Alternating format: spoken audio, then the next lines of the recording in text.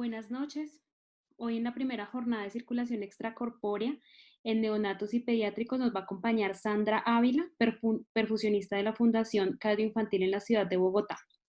Ella nos va a hablar acerca de las generalidades en la conducción de la circulación extracorpórea en pacientes pediátricos. Muchas gracias por conectarse. Sandra, gracias y te doy la palabra.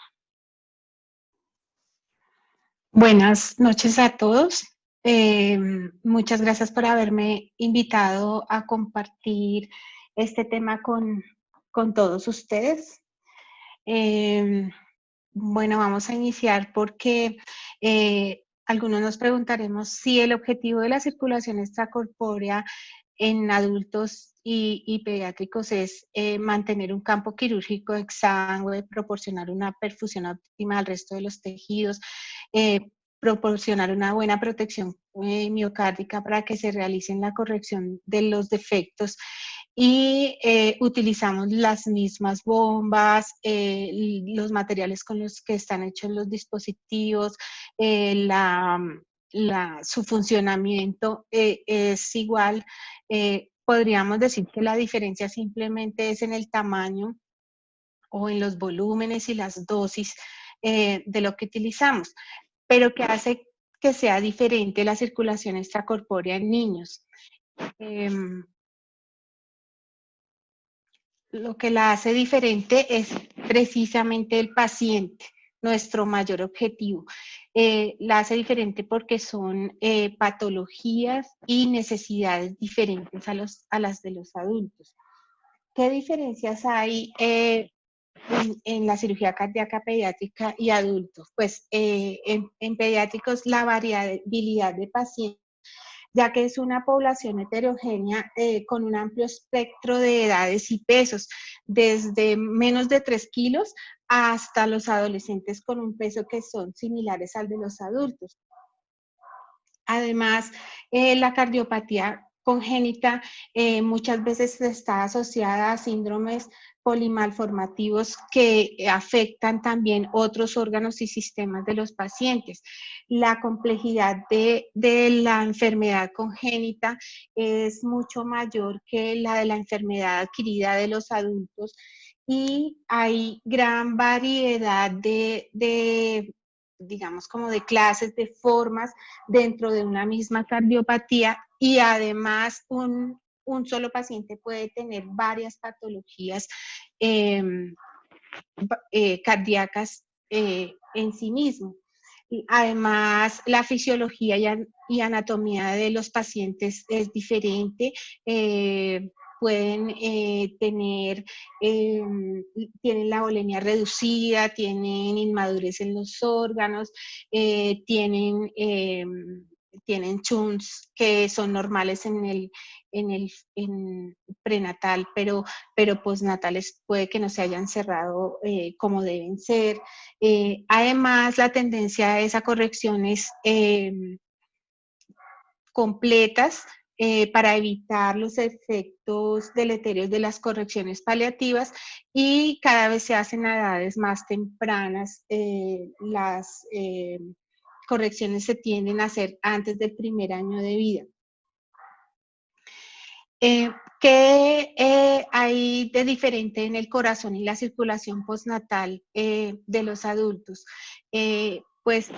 Apenas es el nacimiento, digamos que entonces hay cambios en los patrones de flujo sanguíneo y hay un cierre del foramen oval y del ductus fisiológico.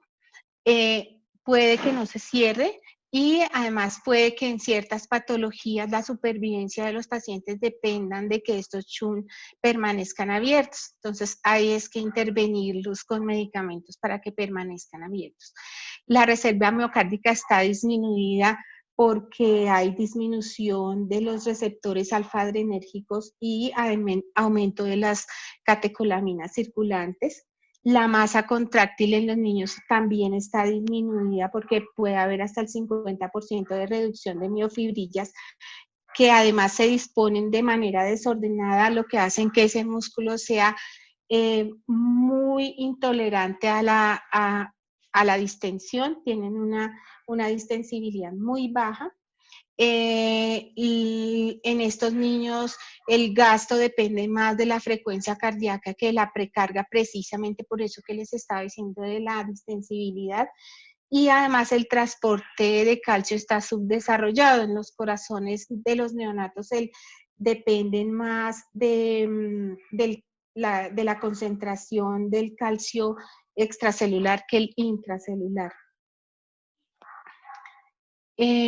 La clasificación de las cardiopatías congénitas, como nos habló el doctor Obando en la primera charla, pueden llegar a ser tratados enciclopédicos de esto, ¿no? Pero digamos que para hacer un resumen, las anomalías congénitas pueden ser anomalías que afectan la septación,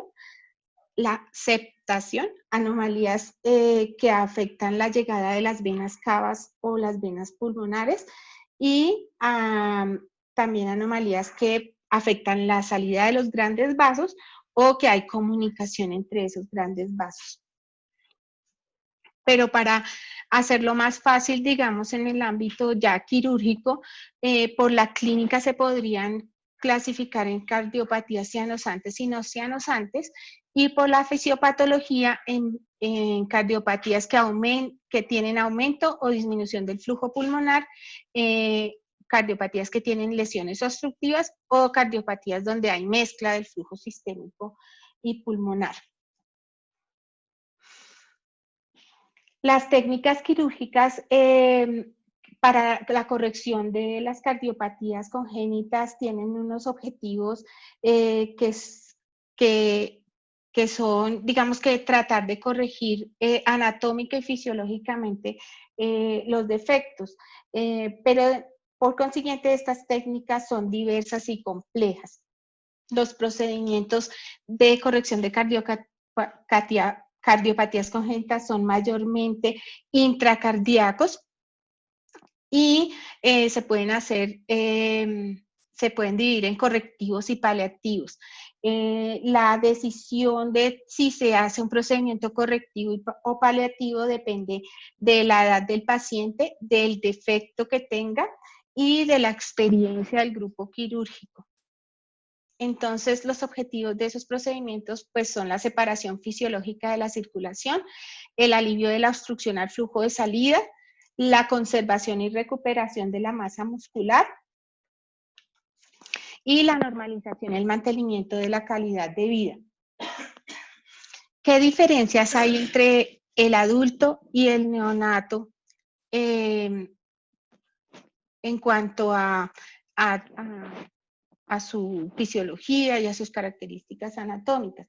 En los neonatos pueden haber colaterales, dependiendo de la patología, colaterales aortopulmonares, arco aórtico interrumpido, retornos venosos anómalos, obstructivos. En los neonatos los órganos están inmaduros, requieren flujos altos para cubrir sus demandas metabólicas, la termorregulación está alterada, dependen del ambiente, de la temperatura del ambiente, las conexiones corticales cerebrales también están alteradas y acordémonos que de ellas dependen las funciones perceptivas y cognitivas de los pacientes. Los pulmones son más frágiles y tienen mayor tendencia o mayor riesgo de desarrollar hipertensión pulmonar y edema pulmonar. Los riñones del recién nacido tienen resistencias vasculares altas y lo que hacen que los procesos de absorción, de excreción, concentración, todos esos procesos estén alterados y además tenga una capacidad de equilibrio ácido básico limitada. Y el sistema inmunológico también está inmaduro, y por esto hace que haya una disminución en la generación del complemento y las células mononucleares están disfuncionales. Todas estas cosas, pues tenemos que tenerlas en cuenta que se nos presentan en los niños y probablemente en los adultos no tenemos esos inconvenientes. En cuanto a la fisiología de la circulación extracorpórea, en niños tiene unas diferencias y unos efectos en cuanto a los de los adultos. El metabolismo de la glucosa en los niños generalmente no se presenta hiperglicemia, sino hipoglicemia, aunque la hiperglicemia es una respuesta común asociada al estrés y la reserva de glucógeno en los niños está aumentada en el miocardio, pero disminuida en el hígado. Y como puede haber disfunción hepática y disminución en las reservas de glucógeno, la presencia de hipoglicemia es mayor en estos niños y es una complicación frecuente en pediatría. La respuesta metabólica y la respuesta endocrina pues son similares a las que hay cuando se enfrenta al estrés o al trauma y se producen estados hipermetabólicos y hay una reacción de catecolaminas como respuestas al estrés. Los efectos cardíacos en los pacientes neonatales y pediátricos, estos pacientes, el corazón es más tolerable a la isquemia, ya que ellos están relacionados con una capacidad de preservar los fosfatos de alta energía y entonces ese corazón es mucho más tolerante de la isquemia. En el sistema nervioso central, el daño neurológico es poco frecuente y se dice que el riesgo aumenta con la hipotermia y el paro circulatorio. Sin embargo, la valoración neurológica previa de estos pacientes pues es difícil pues por sus edades y por por la dificultad para valorar ciertas cosas, sobre todo cognitivas. Sin embargo, algunas complicaciones neurológicas en estos niños pueden ser las convulsiones, los infartos, los cambios en el tono y el estado mental, los desórdenes motores, la función cognitiva anormal y la coreatetosis. En cuanto a los efectos pulmonares, son más dados a los daños pulmonares y por el desencadenamiento de la respuesta inflamatoria sistémica y también por el efecto mecánico de la cirugía por sí, que induce a atelectasias y a pérdida del surfactante pulmonar, lo que hace que se aumenten las resistencias vasculares pulmonares. En cuanto a los riñones, pues el flujo va a estar disminuido y como les decía, ellos tienen limitaciones en los riñones y altas resistencias, lo que puede producir una insuficiencia renal aguda y pues la respuesta inflamatoria sistémica que ellos tienen pues es más alta porque la superficie de contacto en relación con su superficie corporal es mayor y se dice que esa respuesta inflamatoria es inversamente proporcional a la edad del paciente. ¿Qué diferencias hay entre la circulación extracorpórea de los adultos y de los pediátricos? Primero, la hipotermia. La mayoría de estos pacientes se realizan, así sea con hipotermia leve, se baja un poco la temperatura para disminuir la tasa metabólica, que como les dije yo, es mayor en ellos. También la hemodilución es mayor en los pacientes pediátricos. El porcentaje de hemodilución en estos niños puede ser mayor al 100%. Y en cambio en los adultos a veces no llega ni al 10%. Los cambios en el manejo del pH, no mentiras, las presiones de perfusión bajas en estos niños, entonces utilizamos valores de presión entre 20 y 50 milímetros de mercurio de presión media, sus vasos son más elásticos y entonces es más difícil alcanzar presiones más altas y no es aconsejado, por ejemplo, el uso de vasoconstrictores porque no permiten una perfusión homogénea de todos los órganos. Las variaciones en el flujo de la bomba también son mayores en los adultos durante la circulación extracorpórea. Uno puede mantener flujos de bomba más estables en unos índices buenos durante casi todo el tiempo de la bomba, uno mantiene más o menos el mismo flujo, mientras que en los niños por por las diferencias anatómicas, por la dificultad en la corrección, uno debe variar el flujo que puede llegar hasta con hipotermia al paro circulatorio o a flujos tan altos como 200 mililitros kilo minuto, que es, digamos, que una de las recomendaciones.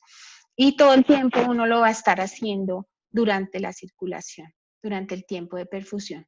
También hay cambios en el manejo del pH, se utiliza el pH STAT en los niños en el periodo de enfriamiento, si se utiliza el enfriamiento.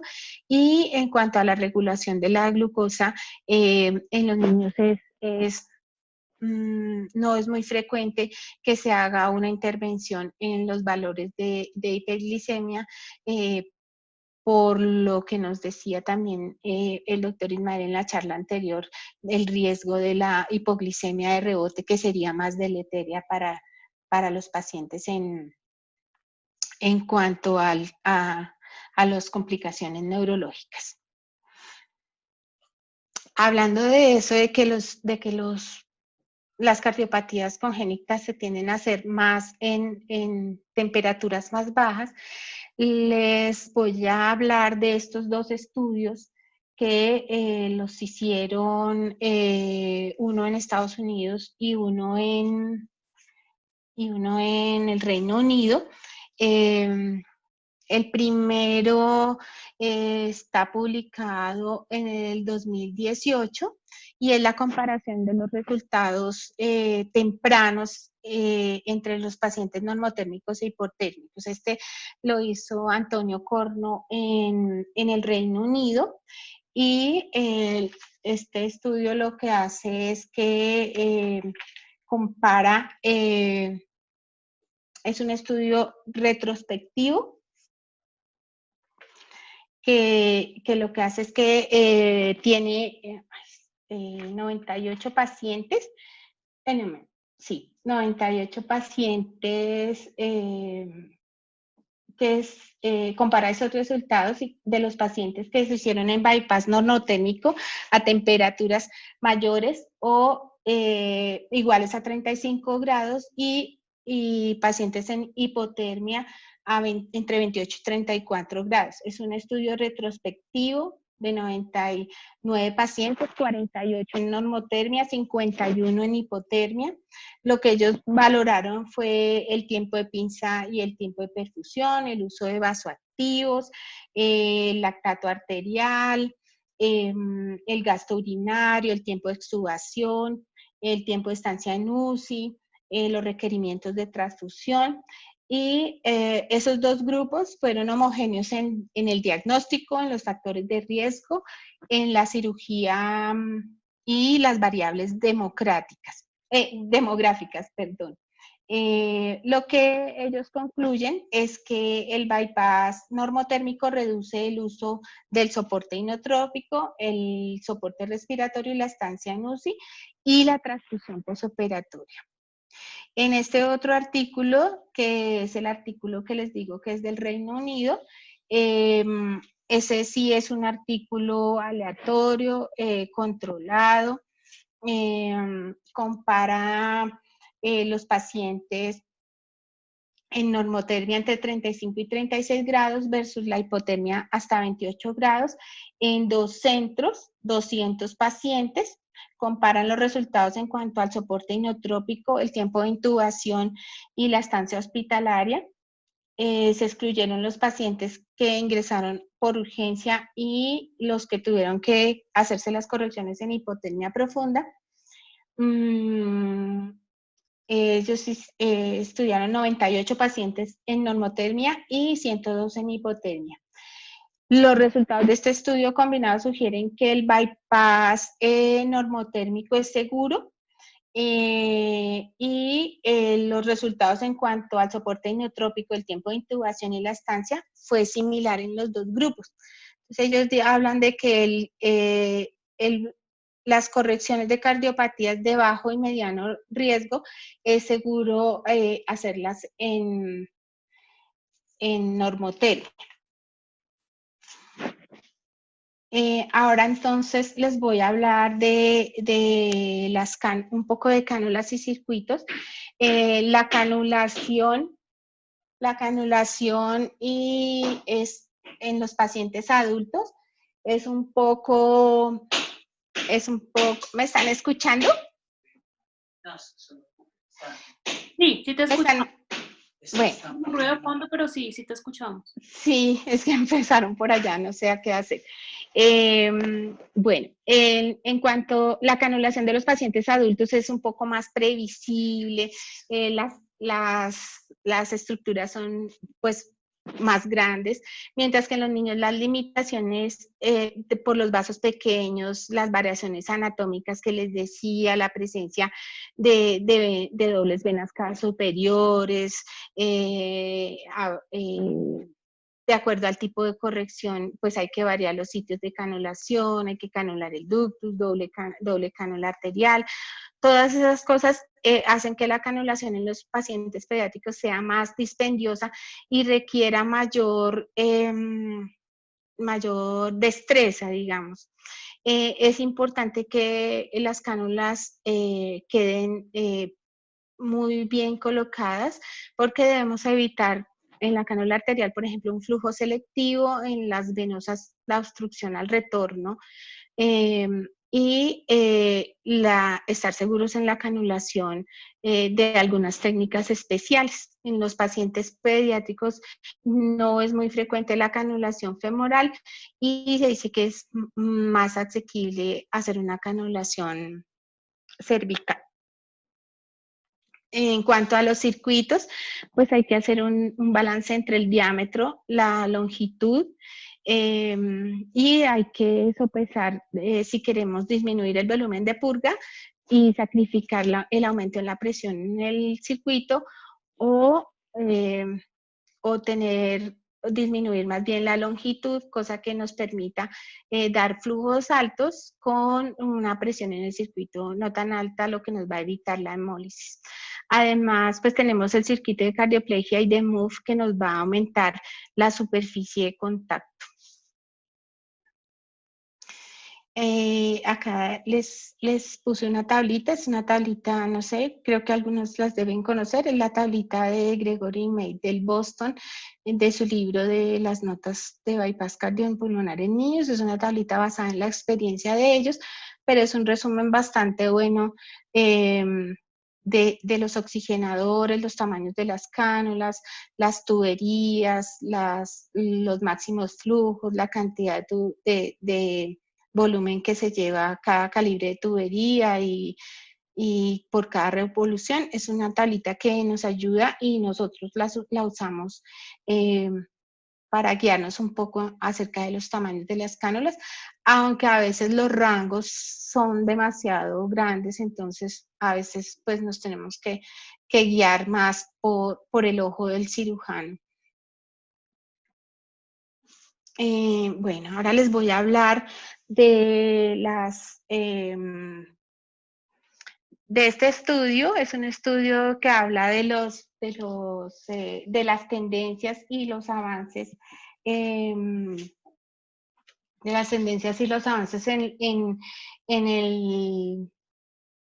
los ajustes del bypass. Es un estudio de revisión de literatura que se fija especialmente en los insumos del bypass pediátrico y en las soluciones de cebado. Se dice que hay tantas prácticas de perfusión pediátrica como hospitales y todos sabemos que la morbimortalidad de los pacientes y el resultado posoperatorio, pues también depende mucho de esas prácticas. Bueno, ellos hablan pues de los circuitos, hablan lo que también Zaida nos habló, y en ese estudio nos hablan también de lo que les decía, Vamos. hay que... Bien, haciendo la cola. La de Rui. Se pausó esta joda. ¿Me escuchan? Sí, sí. Sí, Sandrita, te escuchamos. Sí, Sandrita. Bueno, ahora me perdí. Bueno, lo que les contaba, entonces habla de los circuitos, de qué recubrimiento es el mejor, o sea, no hay consenso en eso, en qué recubrimiento es el mejor, en qué tamaño debo utilizar, qué bomba debo utilizar, las ventajas y las desventajas de usar redillo o centrífuga, que eso también nos habló Zaira, y también pues refleja que no hay una tendencia específica acerca de las soluciones de cebado. Sin embargo, sí se acerca mucho a lo que creo que todos hacemos eh, durante nuestras prácticas. Entonces habla de las adiciones a las soluciones de cebado, entonces habla de las soluciones cristaloides. Estas soluciones son usadas desde los años 90 y digamos que entre mayor sea el porcentaje de cristaloide de la purga, menor va a ser la presión coloidosmótica de los pacientes. Eso hace que pues usemos en la menor cantidad posible los cristaloides. Inicialmente usamos solución salina, pero hubo los problemas de hipernatremia, luego pasamos por lactato, Harman, hasta que llegamos ya en estos años a las soluciones balanceadas y usamos el plasma light, que es una solución balanceada con un pH de 7.4 y tiene una composición muy parecida al plasma. El uso de coloides, entonces lo mismo, se habla del uso de albúmina, que tampoco está determinada la concentración de albúmina deseada o ideal para un circuito, entonces algunos les ponen albúmina al 5%, otros al 25%, diferentes cantidades, hacen presiones coloidosmóticas mayores a 10, otros mayores a 18, y entonces eso no hay un consenso. Sin embargo, las ventajas de la albúmina son que hay un aumento en la presión coloidosmótica y hay una evidente mejora en el sangrado, ventilación y estancia en UCI de estos pacientes. Tienen desventajas que son, pues, que pueden producir insuficiencia renal y el costo, y también pueden hacer pues aumentar el riesgo de reacciones anafilácticas y también a veces las han asociado un poco al riesgo de morbimortalidad por el aumento de volumen en los pacientes. Los coloides sintéticos, que hacen básicamente lo mismo que la albúmina, sin embargo son cristaloides, de ventaja tienen que son más baratos, pero también la FDA lanzó una advertencia con unos estudios en adultos que producían insuficiencia renal, entonces eso los ha hecho caer en desuso. Los más conocidos, pues, Gespan, Gelafundin, Destran, y estos, pues, también tienen un gran riesgo de anafilaxia y el riesgo de alteraciones renales y pueden aumentar la coagulopatía. El cebado sanguíneo, que es tal vez el que más usamos todos, entonces se habla de que ese cebado se puede hacer con sangre total. El uso de esta aún sigue siendo controvertido. Hay los que abogan por ella, hablan de que pues uno le da todos los factores de coagulación, se expone a menos número de donantes a los pacientes, pero también tienen dificultades con el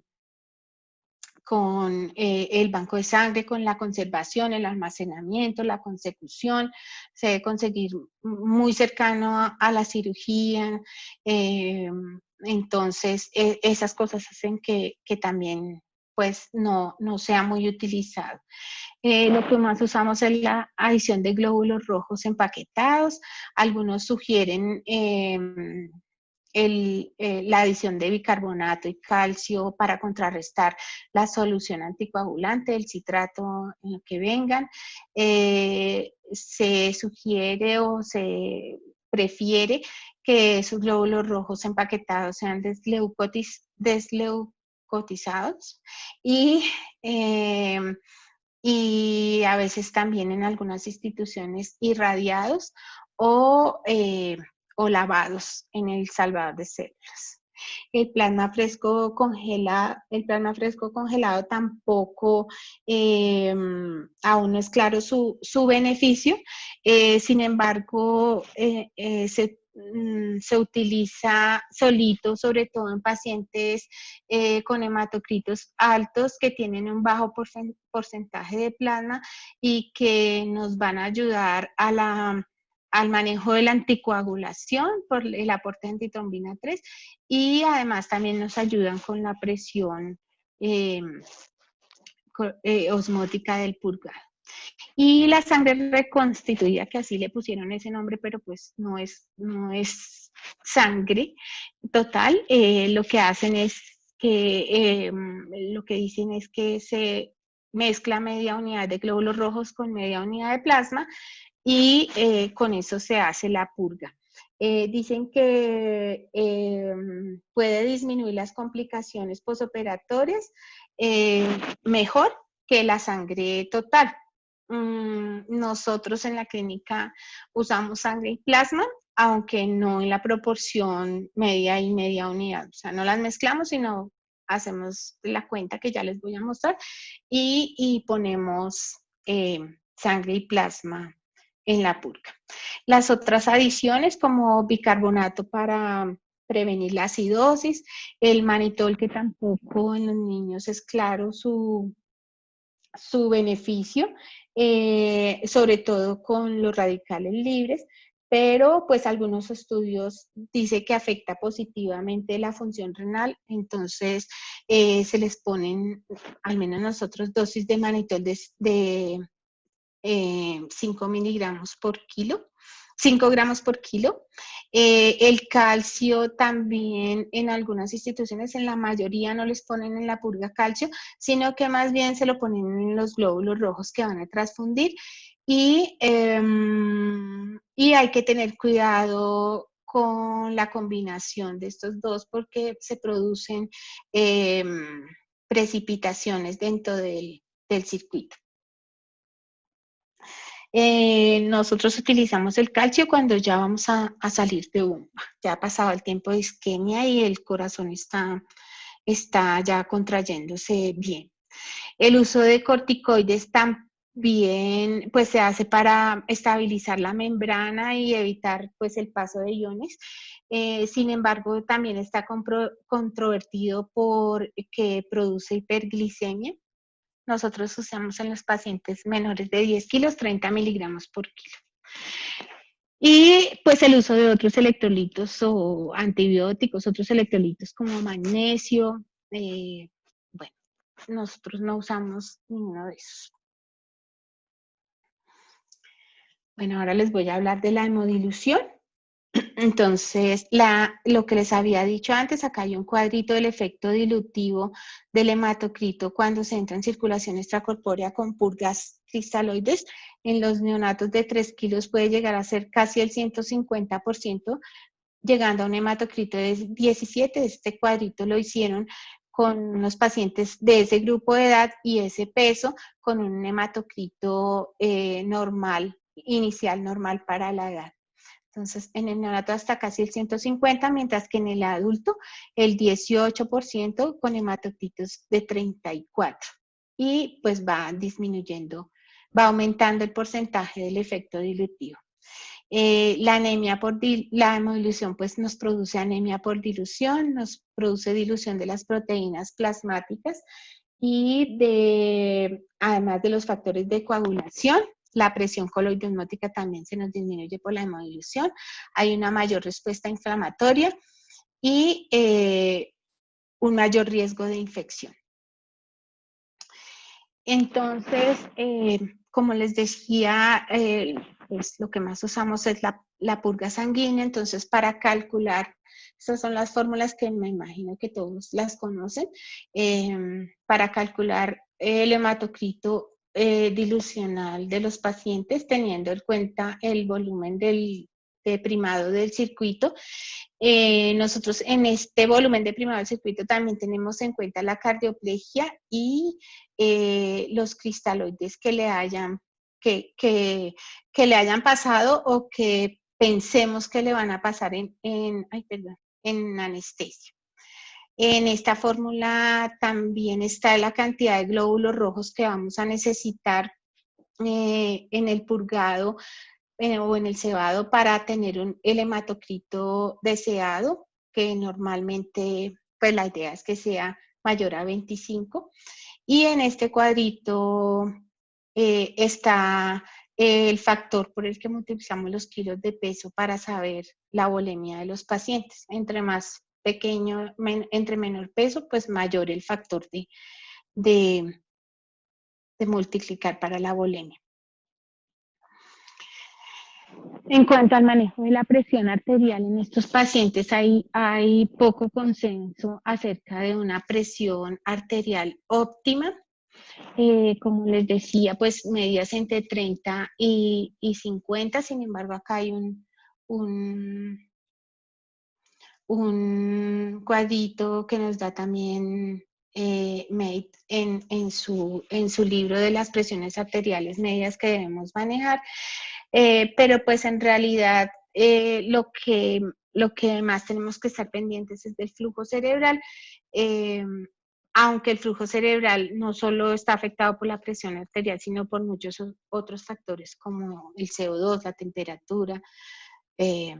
Bueno, entonces para eso, ahora que tenemos el NIRS, entonces vamos a tener, digamos, más tranquilidad con el número que tengamos de la presión media si tenemos unos buenos NIRS. Acuérdense que les dije que el uso de vasoconstrictores no está tan, digamos, tan recomendado en los pacientes neonatos.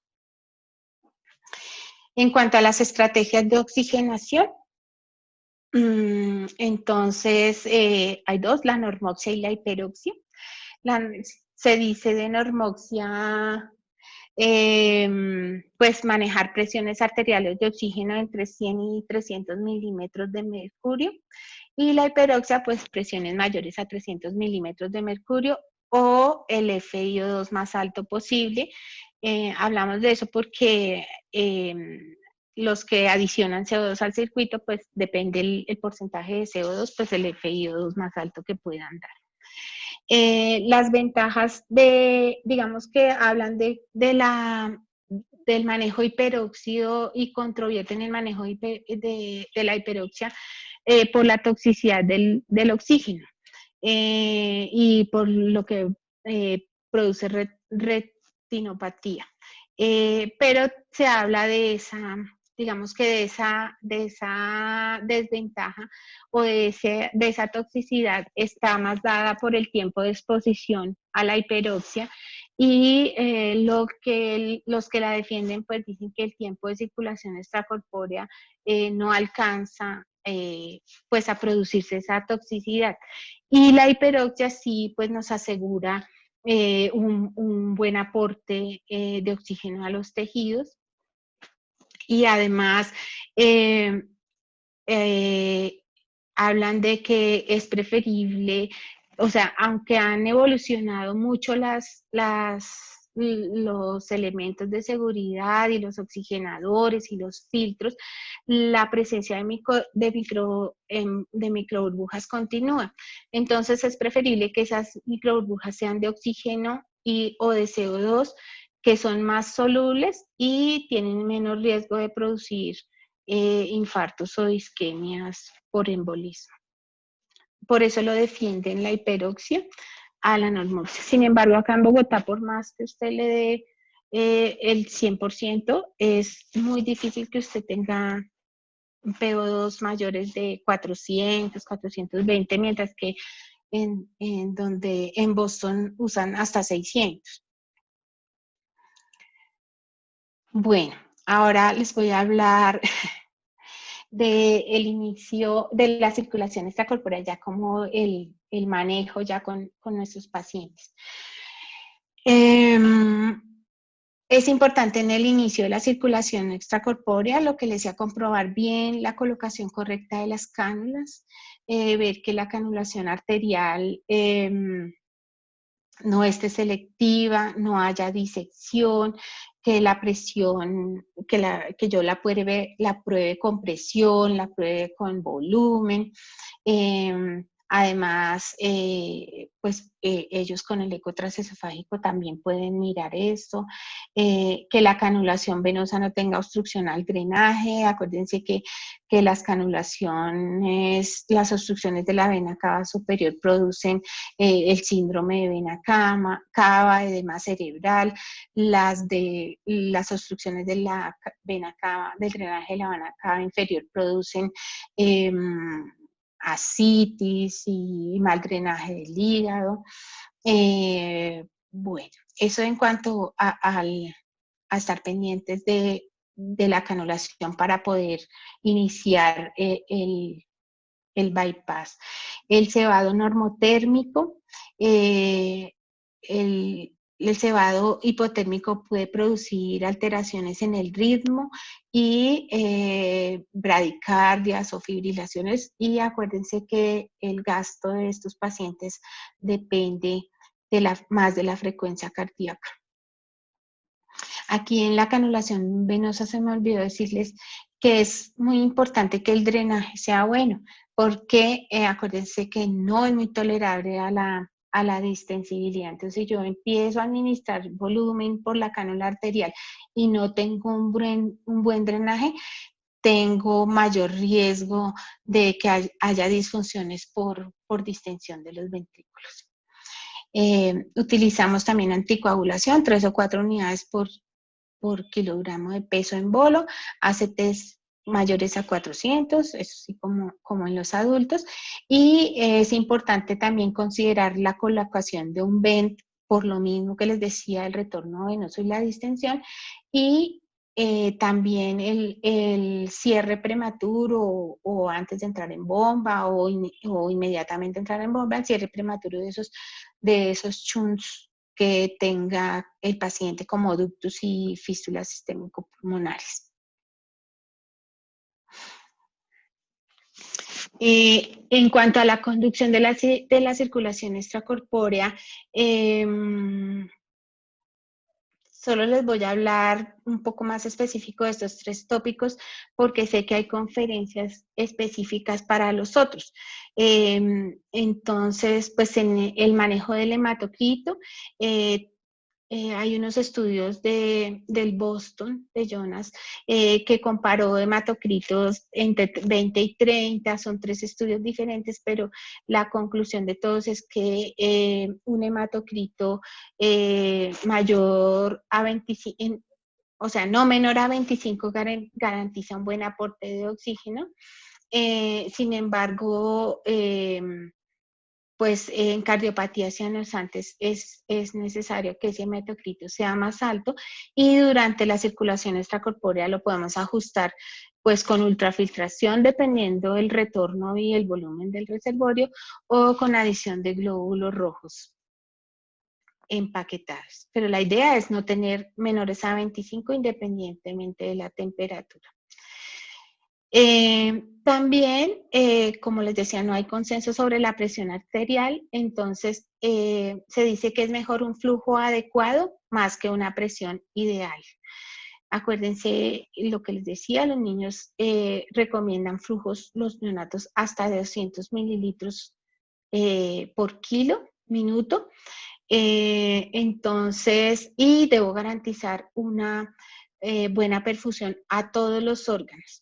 Y como perfusionista, pues no puedo, entre comillas, intervenir la presión, pero sí puedo intervenir el flujo, la temperatura, los gases, el hematocrito, la disminución de las resistencias vasculares sistémicas, para poder garantizar esa perfusión a todos los órganos con un flujo adecuado. ¿Cómo sé que estoy dando un flujo adecuado? O un flujo adecuado. Con una medición continua de saturación venosa de oxígeno y que esa saturación sea mayor al 70%, una presión venosa de oxígeno mayor a 30 milímetros de mercurio y con el monitoreo del nivel cerebral que no sea menor al 40% o que la disminución no sea mayor al 20% del valor basal. Eso, entre comillas, me garantiza que así yo no tenga un número ideal de presión, esté dando un flujo adecuado para que le dé todo el aporte que mi paciente requiere. Bueno, además, entonces, lo que les decía, entonces, el manejo de la temperatura, como les digo, nosotros con la mayoría de los cirujanos que hacen congénitas, los hacemos en normotermia, el manejo de la anticoagulación, les mantenemos ACTs mayores a 400 y a 480 durante la bomba y les adicionamos plasma cuando tenemos problemas con los ACTs. La protección miocárdica, usamos cardioplegia del nido con un dispositivo que nos permita controlar todas las variables y utilizamos ultrafiltración, pre-bypass, convencional y modificada. No les voy a ahondar más en estos temas porque sé que de cada uno hay una charla específica y no quiero pues meterme en sus terrenos.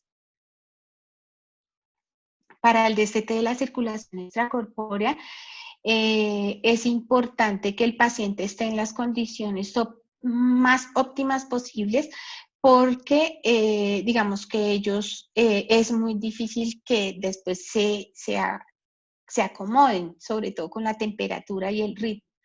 Entonces es importante que las presiones de llenado estén normales, que el estado ácido básico esté corregido lo más fisiológico posible, que la frecuencia cardíaca sea buena, ojalá en ritmo sinusal y si no el uso de marcapaso y que esté a una temperatura ideal.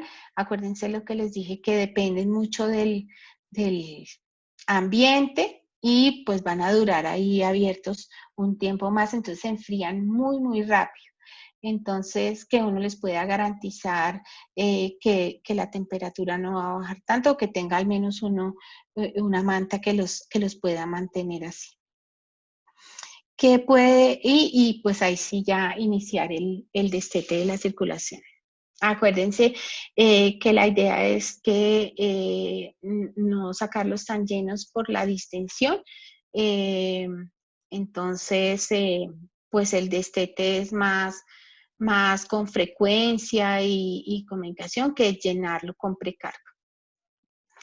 ¿Qué puede hacer que se dificulte el destete de la circulación extracorpórea? Un resultado quirúrgico inadecuado con defectos que puedan existir, efectos residuales, que la idea con eso pues es un ecocardiograma y decidir si nuevamente se entra a circulación extracorpórea y se corrige lo que no haya quedado bien. La hipertensión pulmonar, que se puede manejar con oxionítico, con medicación, pero también puede afectar el destete. Y las disfunciones ventriculares derechas o izquierdas, acuérdense que les dije que la mayoría de correcciones son intracardíacas. Muchas veces hay que hacer ventriculotomías y además hay que ser muy delicados con los tejidos de los pacientes porque las tracciones del pericardio y las tracciones del miocardio, los puntos de reparo producen edema. Y otra cosa que también puede provocar la disfunción ventricular pues es una no muy adecuada protección miocárdica. Bueno, para casi terminar, la Sociedad Americana de Tecnologías Extracorpóreas sacó unas guías y estándares para la práctica de perfusión pediátrica en el 2019, en mayo del 2019. Acuérdense que en el 2017 había sacado las de adultos que tenían 18 estándares, las pediátricas tienen 21. Los otros estándares son muy parecidos o son iguales a las de los de adultos. Lo único es que en el estándar, estos 4 tienen unas adiciones. Entonces, en el estándar 6 hablan, que es el estándar de los dispositivos de seguridad, hablan de utilizar el detector de burbujas en el circuito de cardioplegia y ultrafiltración modificada. Acuérdense que ambas van a las arterias, entonces el riesgo de embolismo es alto. En el estándar 9 que habla del intercambio gaseoso, entonces habla del uso de CO2 suplementario para el pH, para el manejo del pH, y que debe ser con un dispositivo especial que garantice las concentraciones de CO2 que queremos dar. En el estándar 10, que es del flujo sanguíneo, que en los adultos calculamos el flujo de acuerdo al índice cardíaco, dice que en los niños, pues que lo puede calcular así, pero que también es importante calcularlo por mililitro kilo minuto, porque pues dan índices mayores a 3, que no lo hacemos con los adultos, y calcular el flujo de la raíz aórtica para aumentárselo al flujo sistémico, o sea, dar un flujo efectivo. Yo ahí le adicionaría que además calcular el flujo de los shunts que uno tenga en el circuito para que el flujo en realidad sea efectivo. Y en el manejo de la sangre, que es el estándar 15, hablan de tener en cuenta la edad de la sangre. Las recomendaciones es que sea entre 7 y 10 días. Y la reducción a la exposición a diferentes donantes. Tratar de que todos los productos sean en lo posible el mismo donante para no exponer a los pacientes a diferentes donantes. Los estándares nuevos o los diferentes, digamos, de los adultos son el estándar 12, que habla de los circuitos. Entonces habla de que se debe escoger un circuito teniendo en cuenta el volumen de purga, la superficie de contacto, pero sin arriesgar ni la seguridad ni los requerimientos metabólicos del paciente. Que el número y tamaño de los shunts del circuito deben ser lo mínimo, los mínimos posibles, y sugieren la utilización del drenaje venoso asistido para la reducción del tamaño de las cánulas, aunque también se habla de que del efecto Venturi, que también puede producir microémbolos. Entonces, no sé, nosotros no usamos mucho drenaje venoso asistido. En cuanto al cebado, que es el estándar 13, que también es nuevo, habla del impacto de la purga en el volumen, en el volumen sanguíneo de los pacientes. Entonces, de los cálculos del hematocrito ideal, de cuánto sangre le tengo que adicionar, y dicen que se debe tomar una muestra del cebado antes para ajustar todos los parámetros para que la purga sea lo más fisiológica posible. En cuanto al uso de los glóbulos rojos, sugieren que sean irradiados o lavados con el salvador de células. Nosotros hicimos un estudio pequeñito con glóbulos rojos lavados, y sí mejoran mucho, sobre todo en cuanto a la glucosa y el lactato y el potasio.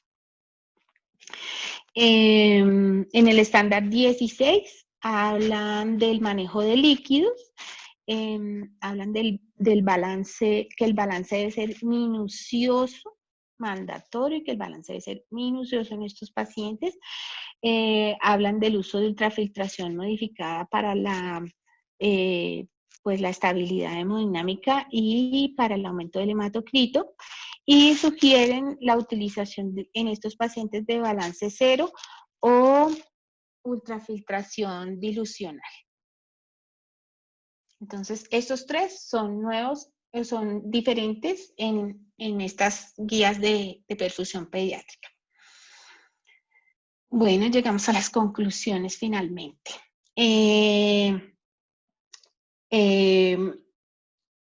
Estas conclusiones, no sé, me parecieron como adecuadas. La circulación extracorpórea pediátrica se ha desarrollado en cuanto al conocimiento de la anatomía y fisiopatología, avances en dispositivos y optimización del primado y manejo del bypass. Sin embargo, el cuidado de estos pacientes sigue siendo lleno de retos y desafíos. Existen argumentos para considerar que la circulación extracorpórea en pacientes pediátricos tiene grandes diferencias que la hacen especial frente a la circulación extracorpórea en adultos.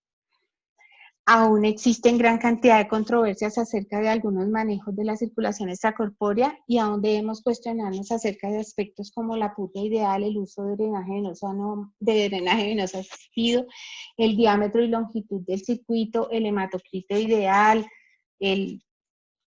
una cantidad de preguntas. Y las prácticas de perfusión en pediatría están basadas en la combinación de protocolos de adultos, políticas institucionales y experiencias individuales en el manejo de estos pacientes. Es importante la realización de estudios que permitan el desarrollo de la práctica basada en la evidencia y la generación de guías y estándares. Muchas gracias. Sandra, muchas gracias a ti por compartir parte de tu conocimiento con nosotros. Ahora viene la sección de preguntas. Ya tenemos. Dios mío, a esa es a la que le tengo miedo. Bueno, ya tenemos algunas preguntas en el chat. Las personas que tengan preguntas las pueden ir haciendo y nosotros las leemos y Sandra nos ayuda con la respuesta. La primera, Verónica nos pregunta, sabiendo que los neonatos y pediátricos tienen mayor consumo, ¿cuál sería el valor de referencia de DO2, VO2 de acuerdo a la edad del paciente? Bueno,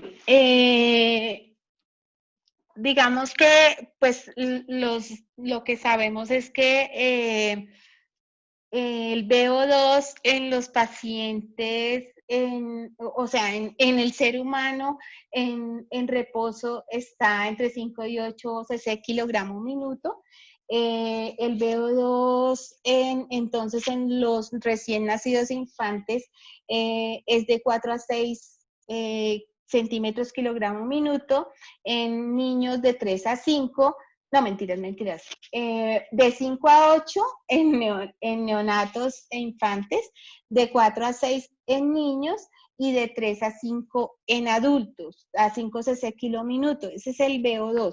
La relación de VO2 de O2 sí debe ser igual 5 a 1, y ya sabemos que pues si la relación baja de 2 a 1, pues ya hay riesgo de muerte celular o de metabolismo anaeróbico.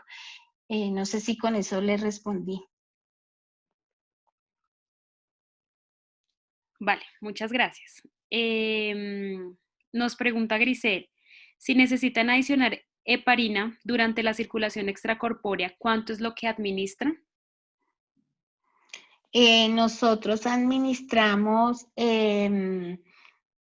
a las 2 horas del bolo inicial que ha puesto anestesia, colocamos 100 unidades por kilo. Y luego, si se extiende la circulación extracorpórea, cada hora repetimos esa dosis.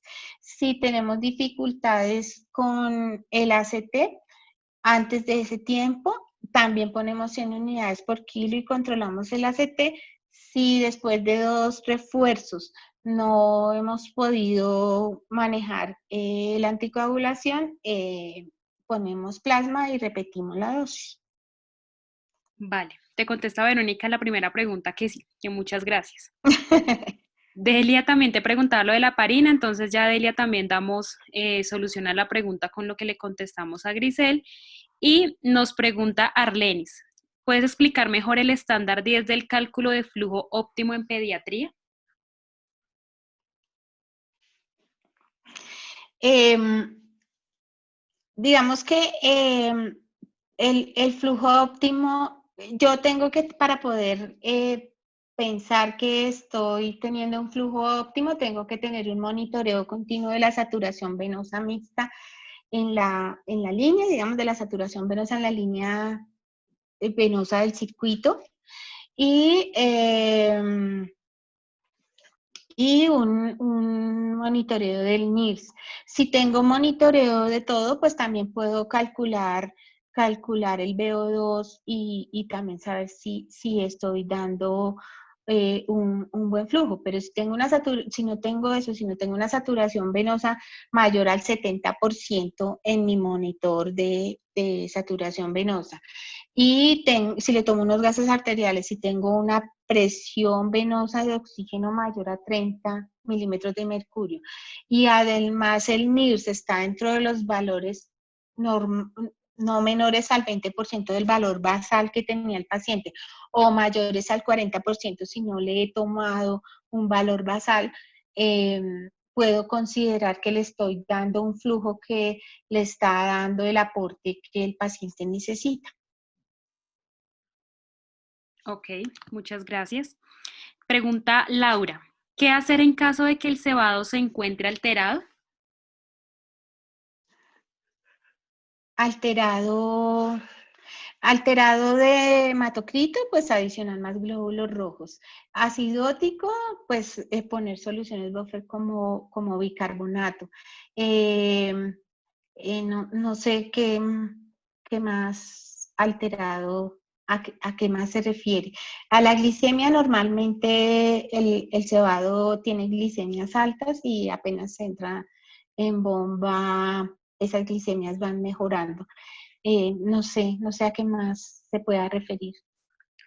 Vale, muchas gracias. Laura, si quieres, nos confirmas por favor a través del chat si se dio respuesta a tu pregunta o si nos especificas, por favor.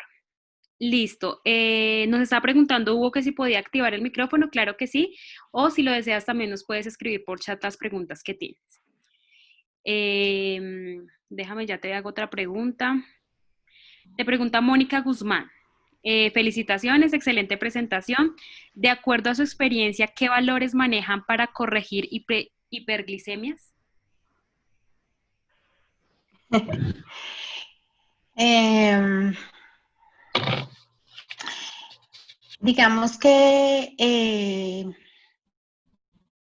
no corregimos mucho, tal vez, no sé si eso les pasa en todas las instituciones, pero pues también dependemos de la escuela, del anestesiólogo, de estas cosas. Entonces, la mayoría de los nuestros, independientemente al valor de glucosa, lo que hacemos es buscar porque está elevado. Entonces miramos el plano anestésico, pero no usamos mucha insulina en bolos para manejar la, la glicemia. Sin embargo, hay alguna o algunas personas que de pronto utilizan la heparina con glicemias mayores a 250, 300, pero también para ayudarnos un poco con el potasio alto después de la cardioplegia, por ejemplo. Vale, muchas gracias. Nos preguntan, buenas noches, gracias por la conferencia. ¿Podrías volver a repetir, por favor, los beneficios de la normoxia y la hiperoxia y por qué crees que en Boston la utilizan tan alta? Ay, Dios. Bueno, allá tan alta porque es a nivel del mar, entonces pues alcanzan alcanzan pues presiones de oxígeno así de altas. Aquí así demos el 100%, pues no alcanzamos tan alta. Lo que hablan de la ventaja de la hiperoxia es que los circuitos siguen teniendo el riesgo de dejar pasar, digamos, microburbujas. Y es preferible que esas microburbujas sean de oxígeno o de CO2, porque son gases que se diluyen más fácilmente en la sangre, entonces hacen menos efecto de émbolo. Y además tener PO2 altas me garantiza que estoy dando un buen aporte de oxígeno al paciente. Acuérdense que él también necesita, digamos, por su metabolismo, necesita más aporte. Esas son las ventajas. Y pues la desventaja es sobre todo, o por lo que la debaten, es por la toxicidad del oxígeno, pero los que la defienden hablan de que es por el tiempo de exposición y el tiempo de la circulación extracorpórea, pues ellos dicen que no es tan extenso como para que se produzca esa toxicidad. Entonces, pues le ven mejor efecto al manejo de la hiperoxia.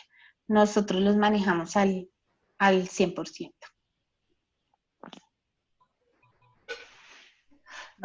Perfecto, Sandra, muchas gracias. No sé si alguien tiene... Carol, ¿puedo preguntar? Sí, cuéntanos, pregúntanos. Hola, buenas noches. Primero agradecer a Rompiendo Fronteras. Carol, me estás haciendo estudiar y leer mucho. Escuchame, bueno. Sandrita, quiero felicitarte por tu exposición. Y primero quiero preguntarte, con el uso del almidón de Les, yo lo usé durante mucho tiempo y desde que aparecieron los dejé de usarlo. Otra cosita, porque es para hacer un feedback. No se te escucha bien. Con la cardioplejía del nido, ¿le has tomado la temperatura del corazón? Con respecto a la cardioplejía del nido, ¿has tomado la temperatura del corazón? No, señor. Porque vos sabés que nosotros en Favaloro hicimos eso y a la hora el corazón, que tiene una temperatura de 6 grados, después ya sube a 22. Sí, se calientan, sí, señor. Así que después de eso hemos hecho más o menos. Otra cosita, con respecto a la albúmina, ¿cuántos gramos recomendás? Porque yo hago un frasco entero sin importar el peso. Te lo pregunto por tu detalle que pusiste que podía producir insuficiencia renal. Sí, nosotros generalmente utilizamos albúmina al 20% y utilizamos 10 centímetros por cada 100 de cristaloide de la purga. Ok. Con respecto a tu sangre total, que vos nombraste que se podía hacer sangre total, ¿por los cianóticos aconsejás glóbulos rojos solos? Si son esos glóbulos rojos viejos, o sea, mayores de 7 a 10 días, ¿recomendás el servicio del banco de sangre como terapia? No te escucho. ¿Un lavado de esos glóbulos para sacar el potasio láctico? Si recomendás con los glóbulos rojos viejos lavarlos antes de usarlos a través del servicio de hemoterapia. Si existe la posibilidad de lavar los glóbulos rojos nosotros sería con un salvador de células, independientemente de la edad de la sangre, es recomendable utilizar los lavados. no solo no solo en los pacientes pediátricos, sino en todos. En cuanto a la sangre total, en realidad nosotros nunca la hemos usado para la purga. Hubo un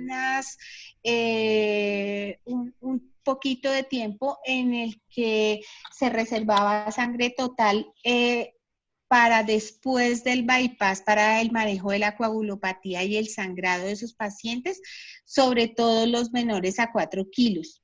Pero en la purga no la hemos utilizado nunca. Siempre hemos usado glóbulos rojos y plasma.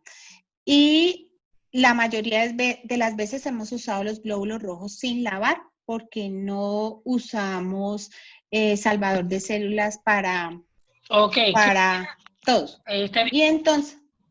¿Qué opinas de irradiar los glóbulos rojos? ¿No te aumentan el láctico irradiar los glóbulos? O sea, yo los hago irradiar igual. No he visto aumento de láctico con los glóbulos rojos irradiados. ¿Vos lo has visto eso? No usamos muchos glóbulos rojos irradiados. Es muy costoso para nosotros, los usamos desleucotizados, pero no irradiados. Entonces no te podría decir eso, no sé.